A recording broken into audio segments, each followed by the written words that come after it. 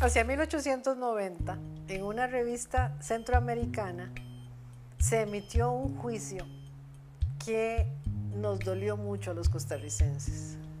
Se decía que en Costa Rica lo único que se cultivaba era el café. Es decir, nos estaban acusando de bárbaros. No teníamos literatura, no teníamos poesía. 119 años después, es impresionante la producción lírica de nuestro país y la calidad en esa producción. Dos muestras fehacientes de ello son los textos de Jorge de Bravo y de Carlos Francisco Monge.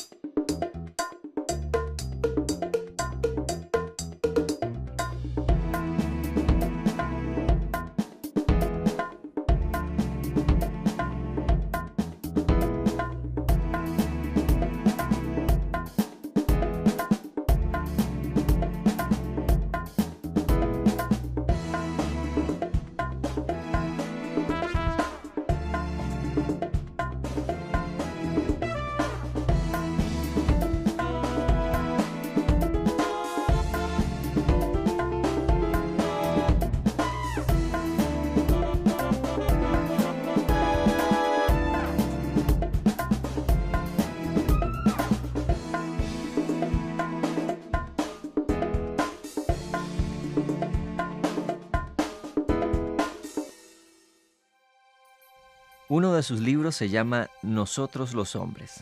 Ahí hay un cambio fundamental. La gran contribución de Jorge de Bravo en Costa Rica es que hace pasar el discurso literario, el discurso de la lírica, del yo al nosotros. De mi vida personal, privada e individual a la vida de los demás. Carlos Francisco Monge. En este capítulo de Identidades conversaremos acerca de la obra del poeta costarricense Jorge de Bravo, quien falleció en 1967 a sus 29 años y que, a pesar de su corta vida, dejó un importante legado literario. Con una entrevista al reconocido poeta e investigador Carlos Francisco Monge, dialogaremos acerca de la contribución de Bravo a la literatura nacional. Hay una figura que se ha vuelto una figura emblemática de la lírica costarricense, punto de referencia también, tal vez de estudios más tradicionales, que es la figura de Jorge de Bravo. Efectivamente, Jorge de Bravo es una referencia en el desarrollo de la literatura costarricense contemporánea, de eso no tengo ninguna duda. En 1970, por ejemplo, la figura o la imagen de Jorge de Bravo estaba como muy vigente. Yo todavía tengo un ligero recuerdo. Desafortunadamente había tenido un accidente de tráfico muy reciente y entonces la figura de él estaba muy presente. Me parece que su obra ha sido un punto de partida de la poesía contemporánea, por varias razones. En primer lugar, porque fue el poeta recién desaparecido, un poeta que ya en ese momento se estaba haciendo popular desde el punto de vista editorial, incluso ya se le estaban reeditando obras en forma póstuma, pero también para un joven de 20 años resultaba una figura interesante, intrigante. Ahora, con cierta distancia, me parece a mí que sí influyó su obra, principalmente por dos razones, porque era un ejemplo de un poeta que quería replantear la manera de hacer poesía en nuestro medio, en Costa Rica. Y en segundo lugar, porque su voz era distinta. Era una voz más fresca, con más desparpajo, más crítica, y no en vano, esa es la razón por la cual se le ha asociado a la denominada poesía social. Era un hombre muy convencido de que la poesía tenía que tener un papel en el desarrollo social de Costa Rica, que tenía que comunicar algo, que tenía que dejar y desarrollar ideas que hoy día llamamos políticas, pero que en el fondo tenían que ver mucho con una gran dosis de filantropía que él como persona tenía y con un gran altruismo. Entonces, su obra influyó efectivamente en buena medida la poesía de los jóvenes de aquella época. Cualquiera diría que miento. que la sangre ya no se usa para amasar monumentos, que el hambre no es argamasa usada para unir bloques y hacer paredes de casa. Pero yo sé que hay balcones hechos con huesos de ancianos y con sangre de peones. Pero yo sé que hay rellanos hechos con manos de niños y soledades de ancianos. Pero yo sé que hay navíos hechos con pieles de negros y corazones vacíos. Jorge de Bravo. Poniéndome a pensar, hay que tener en cuenta que Jorge de Bravo tiene una vigencia ya que está cumpliendo ya cerca de 40 años. Jorge de Bravo desapareció físicamente hace 42 años. En el 67. ¿verdad? En 1967. Estamos hablando de 40 años de vigencia de la obra. Me parece a mí, y te lo digo un poco de paso, me parece que es el poeta que ha tenido más vigencia en el desarrollo de la poesía costarricense. Lo tuvo en algún momento y por razones muy distintas Aquileo Echeverría. Fue un poeta conocido en su momento Lisímaco Chavarría. Fue en su momento un poeta respetado, leído y reconocido, un poeta posterior, Julián Marchena. Pero Jorge de Bravo ha sido un poeta que se ha mantenido vigente durante esos 4 decenios. Esto no es poco para una historia literaria y en el caso de Costa Rica tampoco. Esa palabra lírica de Bravo que pasa del yo, del sentimiento del yo y el ensimismamiento tal vez del yo, aún nosotros tendría una posibilidad uno de interpretar que vitalizó, revitalizó, le marcó caminos en determinado momento a la lírica costarricense. Sí, claro. Estoy pensando en un título muy característico de su poesía, quizá uno de los principales, por supuesto, porque él tuvo una obra relativamente corta, aunque abundante, esa es la paradoja, pero uno de esos libros se llama Nosotros los hombres. Ahí hay un cambio fundamental.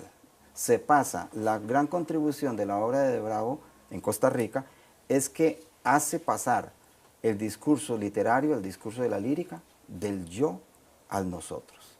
De mi vida personal, privada e individual a la vida de los demás. Por eso es que te mencioné el término altruismo.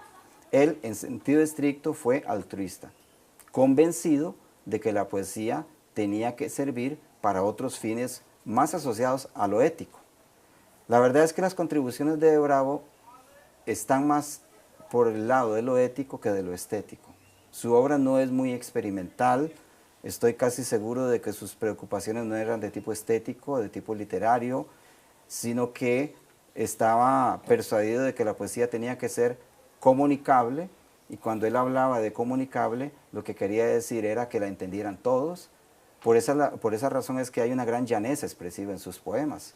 Todos los entendemos, todos lo apreciamos, la mayor parte del lector promedio entiende bien su obra poética, y esto no es ni un mérito ni un demérito para los demás. Es un discurso que se desarrolló. Y ese discurso, claro, tiene que ver con un concepto de literatura de la época, que no hay que perder de vista. Los poemas, la obra literaria, las novelas, las obras de teatro, no nacen solas. Nacen según una estética de la época, unas expectativas de los lectores. Y me parece que una de las virtudes históricas de la obra de Jorge de Bravo, que ya no de Jorge como persona, es que fue una obra que se arraigó de una manera muy acertada y muy precisa en esa especie de imaginario social costarricense, que es muy dado efectivamente al altruismo, a la compasión, a la amistad, desde luego al amor, a la solidaridad. Creo que ahí está probablemente la clave de la obra de Bravo y de algunos otros poetas, aclaro, que de alguna manera tomaron su antorcha y la continuaron. La poesía de Jorge de Bravo significó para la lírica costarricense el paso de una subjetividad más íntima a una subjetividad más socializada. No obstante, no podríamos hablar de que sea ni un poeta experimental, ni que su poesía esté comprometida con ninguna ideología política. Sí, un chiquito que jugaba así con todos y todo, pero era siempre un chiquito aparte, no era como todos los niños, no. Así como andar jugando fútbol, no, ni paseos, ni nada de eso. Nada. Es que él era escribir y escribir. Él se iba conmigo a trabajar, hacia el campo, y siempre con un librito en la bolsa. ¿Ah? Y aunque fuera un pedacito de lápiz ahí, me sentaba yo así a descansar un ratito. ¿Eh? Él se sentaba también, pero era a leer. Ya después me decía, papi, ¿ya vas a ir a trabajar? Yo, sí. Déjame un ratico más aquí para seguir leyendo y escribiendo aquí unas cosas que tengo que escribir. Digo, claro que sí. Yo me iba a trabajar a volar cuchillo y todo ahí a la par de él y él sentado por ahí. Y ya él hacía que iba a trabajar porque no trabajaba, ya era nuevito y él no podía. Y entonces me decía, no, papi, es que esto no sirve, estos trabajos de campo, así, esto, yo no sé cómo es que vive la gente aquí, es que esto no sirve. Yo no puedo, yo no puedo aprender eso. Déjame, dice, más bien, así, leer y escribir, ahí déjame un ratito, yo te lo agradezco, porque desde que chiquillo solo de vos me enseñaba, solo así me hablaba. Y entonces le digo, no, está bien. No, por lo menos tengo compañerito ahí a la par, yo estoy trabajando y vos ahí. Esa apelación de hermano que hay en parte de la obra de Jorge, me imagino que también implicaría una novedad en la literatura costarricense.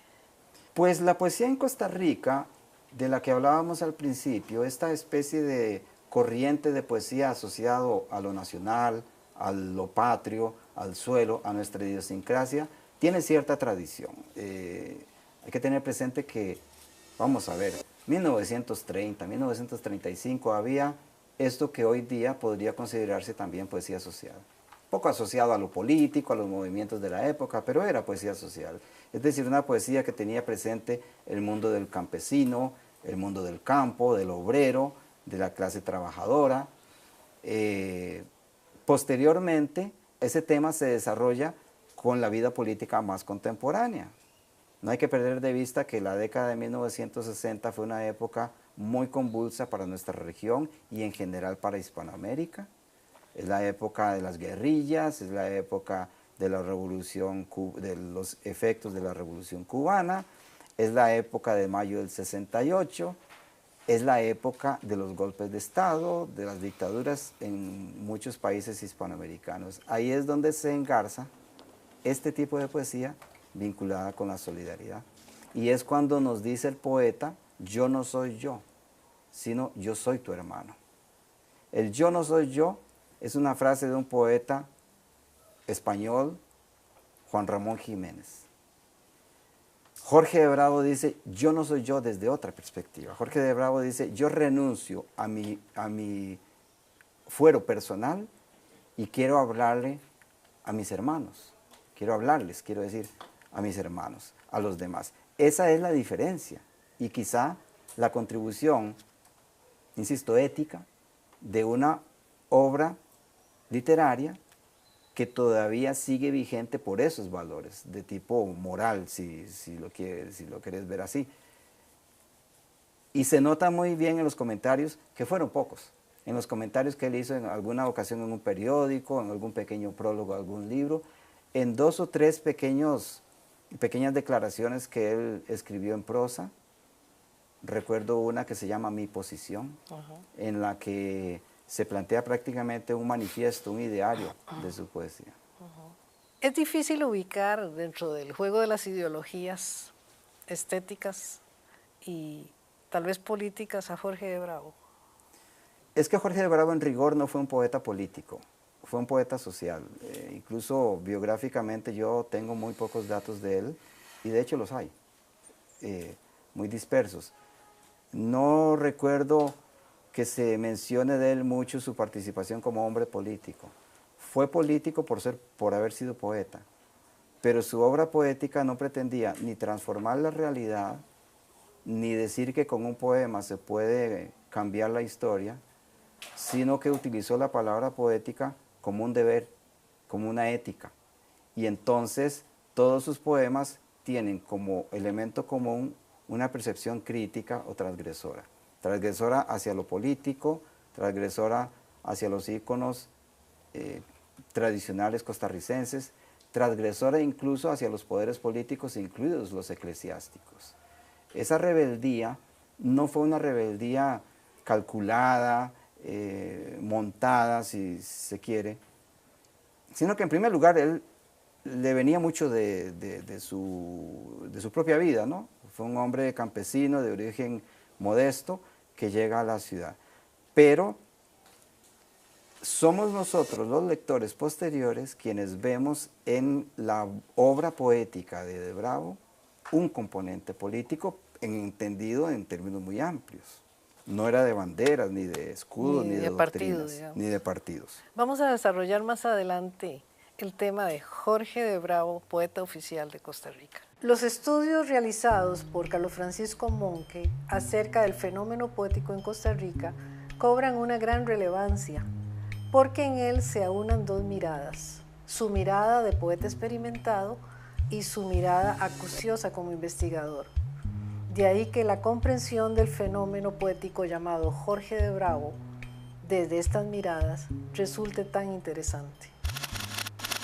Carlos, en estas necesidades y necedades de construir imaginarios y de sustentar ideológicamente ciertas posiciones, sin demeritar la obra de Bravo, pero yo he sentido últimamente, y bueno, muchos tenemos ese sentir, de que se ha oficializado Jorge de Bravo.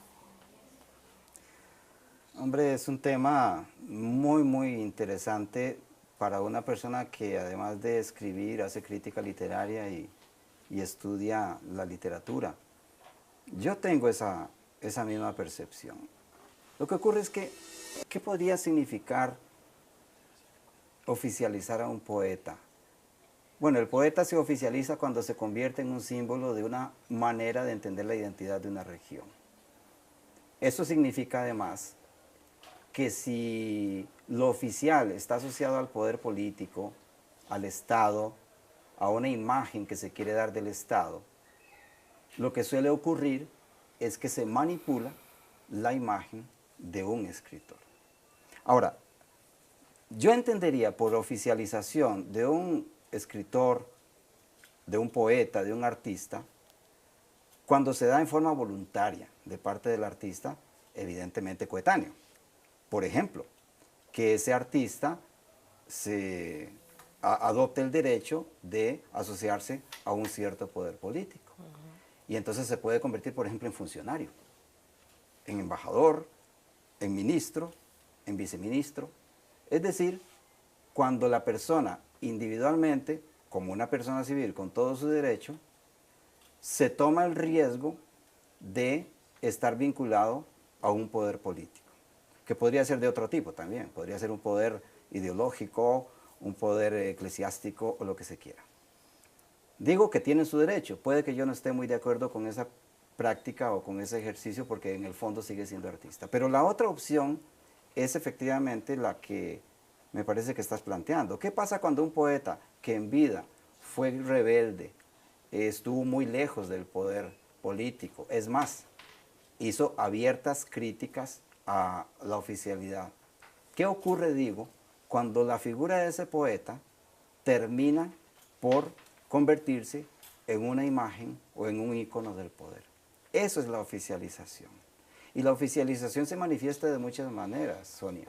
Por ejemplo, cuando al poeta se le cita en un discurso político, cuando al poeta se le recita en una celebración oficial, cuando se dice que el poeta representa lo que el poder político quiere que represente. Eso, en pocas palabras, se llama manipulación.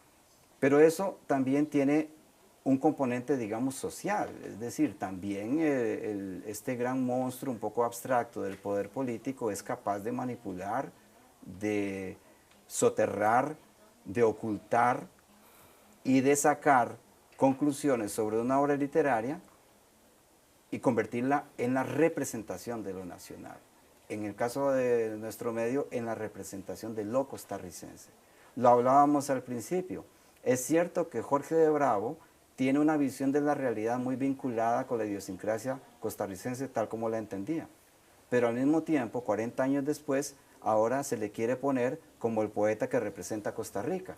Y casi siempre, por una dinámica propia, el poder que representa Costa Rica, la imagen que representa Costa Rica, casi siempre se la arroga para sí mismo el Estado. No digo necesariamente los poderes políticos, el Estado como tal. Quiero aprovechar también la ocasión, porque tuviste la gentileza de traernos tus dos últimas publicaciones, Territorios y Figuraciones, ensayo, que es uno también de los géneros que estudiamos en generales, y Fábula Umbría, que ya es material lírico. Sobre todo, Carlos, en Territorios y Figuraciones, en relación con la lírica costarricense, ¿cuál es el meollo del tema de este ensayo? Los territorios evidentemente tienen que ver con los territorios literarios y los territorios costarricenses. Esa es una recopilación de estudios sobre la relación que existe entre la literatura de Costa Rica y otros contextos literarios, sobre lo cual yo sigo echando de menos estudios. Por ejemplo, los vínculos entre la poesía de Costa Rica y la poesía de España. Los vínculos entre el desarrollo de los estudios literarios costarricenses y los hispanoamericanos, etc. Y las figuraciones es porque la segunda parte es un conjunto de semblanzas sobre diferentes autores que han influido en las letras costarricenses. José de Espronceda, Francisco Amiguetti, Isaac Felipe Azofeifa, poetas españoles como Luis Cernuda. ¿Y está incluida la figura de Bravo en algún sentido en esta reflexión? Hay un estudio sobre Jorge de Bravo, efectivamente, porque lo dicho, de Bravo representa un punto de referencia inevitable en el desarrollo de la poesía costarricense y me he esforzado por dos cosas. La primera, por evitar todo lo que se parezca a un elogio gratuito. No soy muy dado a eso, ni por temperamento, ni por razones profesionales. Y sobre todo hacerle justicia a un escritor que marcó una etapa de la poesía costarricense y de quien no se han hecho estudios suficientemente profundos como para contextualizarlo en su entorno. Los imaginarios sobre identidad costarricense que se construyeron a finales del siglo XIX y principios del XX se hicieron gracias a la narrativa, no a la poesía. Sin embargo, hoy sería imposible imaginarnos sin los poetas y sobre todo sobre esos poetas, los ineludibles, como Jorge de Bravo y Carlos Francisco Monge.